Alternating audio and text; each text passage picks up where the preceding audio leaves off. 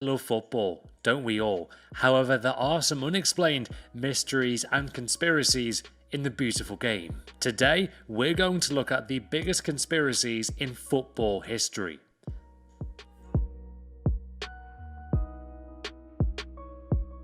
(1998), the year where the euro was introduced as a form of currency for most of Europe. Godzilla was released in cinemas worldwide.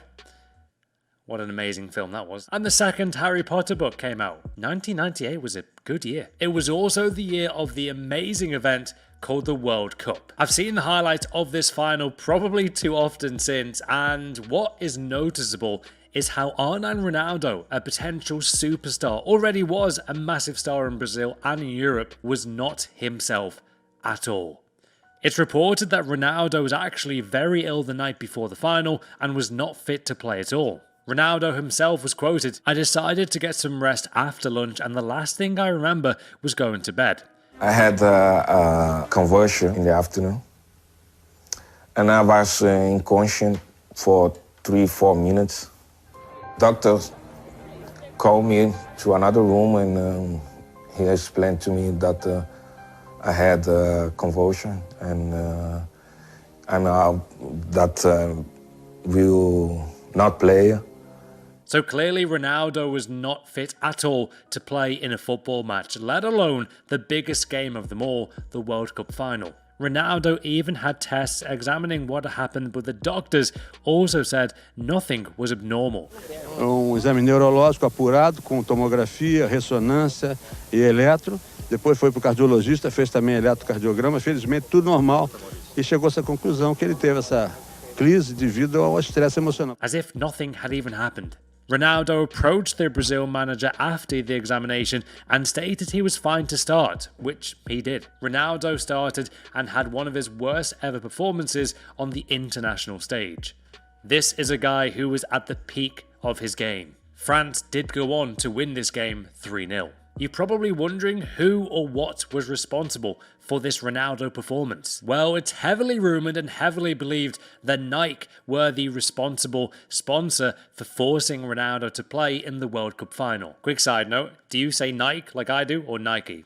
Quick question. Apparently it's Nike, so I'm actually wrong. And it does make sense. The World Cup final is watched by hundreds of millions of people in the world. Ronaldo was arguably one of the best players in the whole world at the time. And, I mean, come on, they do add up. Do you believe Nike were responsible for Ronaldo playing in the final? May 6th, 2006 is a date that Spurs fans will always remember. Not for the right reason. Spurs will claim the 4th spot, which qualifies them for the Champions League, if they got the exact same result as Arsenal. This did not happen for a very valid reason. So let the conspiracy begin. X-Files music plays somewhere in the background. The Spurs squad stayed at the Marriott Hotel in Canary Wharf in London the night before they played West Ham in the final game of the season. Rumour has it the chef was actually an Arsenal fan, and he knew this. I'm not joking, it's very believed that he was actually an Arsenal fan. The entire Spurs team had lasagna for dinner the eve before the final game of the season, which is a meal I really like. Can I just add, that is a nice meal. Quick fact about myself, I only like cheese on pizza and lasagna. And a cheese toastie. That's it though. Just hours later, half of the entire Tottenham team got sick due to food poisoning. It got so bad that Michael Carrick could hardly walk. Remember, this was the day before the immensely important match against West Ham, where they had to get the same result as Arsenal. To be honest, they needed to win just to make sure, but this game was huge. The night before they play West Ham, half of the squad are violently sick. So much so that the Spurs chairman Daniel Levy, who now is probably one of the best negotiators in football, like fair play, that guy is one hell of a negotiator, he actually called the chief executive at the time, Richard Scudamore, to try and get the game postponed even just a day or even a few hours later. This did not materialise though. The game eventually went ahead, with then manager Martin Jol suggesting he needs more players as half of the squad were sick. Spurs went on to lose the game against West Ham 2-1, and visibly a lot of the players did not look well at all. Michael Carrick somehow lasted 60 minutes when he couldn't even run properly. Like, fair play, that guy really tried hard that day. And Arsenal, their bitter rivals, beat Wigan Athletic 4-2 at Highbury thanks to 2 goals from Thierry Henry. Arsenal qualified for the Champions League, getting 4th spot. Spurs finished 5th. I do wonder whether the chef truly supported Arsenal. If there are 2 countries in football that absolutely detest each other, it's Argentina and Brazil. There is no love lost at all between these 2 international powerhouses. You'd think a bottle of water would be fine, right? Right? Well, Brazilian fullback at Italia 90 Branco was fully convinced, and is still convinced to this day, that his water bottle provided by the Argentina physio was spiked. Yeah, it's getting to that level of hatred. Not just any spiked drink though, guys. This Brazilian fullback Branco believes to this day that his drink was spiked with a tranquilizer. That is crazy. And days later, he did complain of dizziness and being sick for days after the match. Maradona later said in an interview in the 2000s that, look, I'm not saying it didn't happen. So Maradona is saying it literally did happen. He's not saying it did literally, but you know what I mean? He's indicating, you know what? It may have happened. This would not be a football conspiracy though without Maradona. Let's face it, it just wouldn't. Do you believe his drink was spiked?